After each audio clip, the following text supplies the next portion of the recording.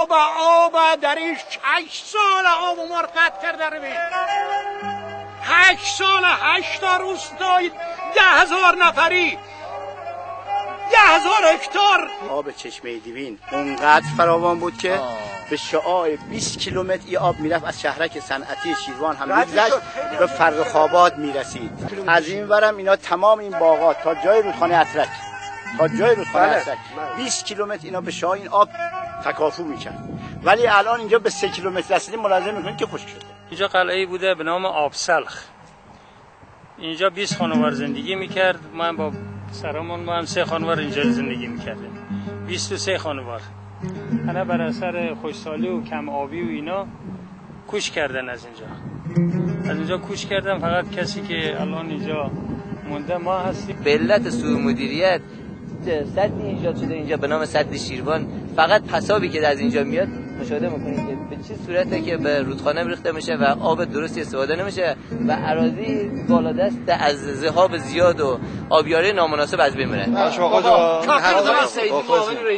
چاکرتم هستم. آره حالا صحبت تو بکن. بالاخره ما رو خلاص کنه.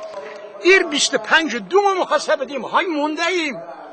چرا آقا زودتر میدادی دیگه؟ میدادی استانداری میرسید اصلا. یه روستایی داریم به نام روبین هزار خانواریه، 2 تا روستا هم پایین هست.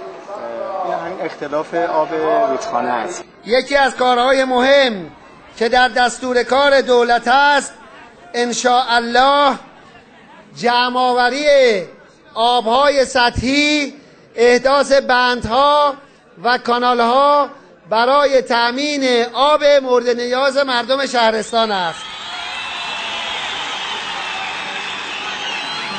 8 تا روز سرمزقش کردیم. گناهن بدبختن بیچارهن نان ندارن میبره به کسرت دور خواه او برم آیا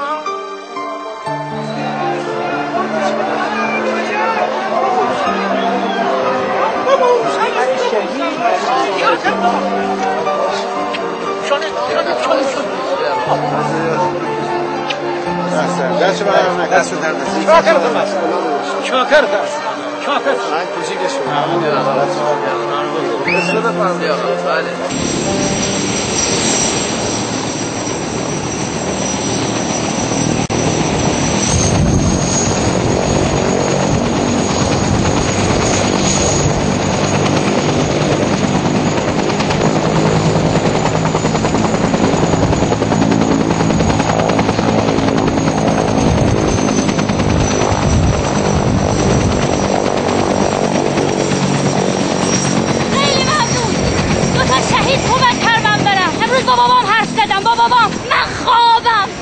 منو بیدار کنید. ای خدا تشکر.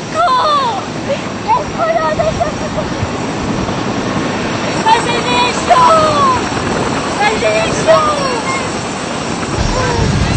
دستتون درد نکنه. خیلی ممنون. ایران جناب آقای دکتر محمود احمدی نژاد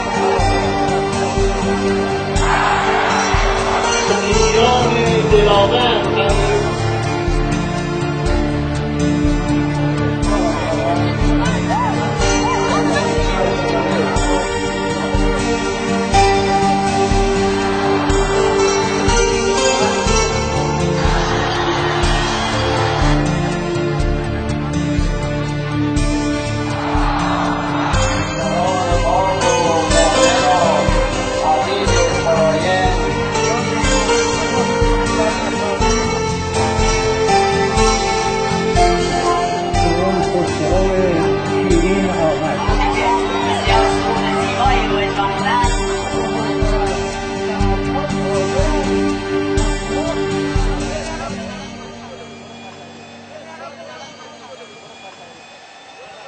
آی دکتر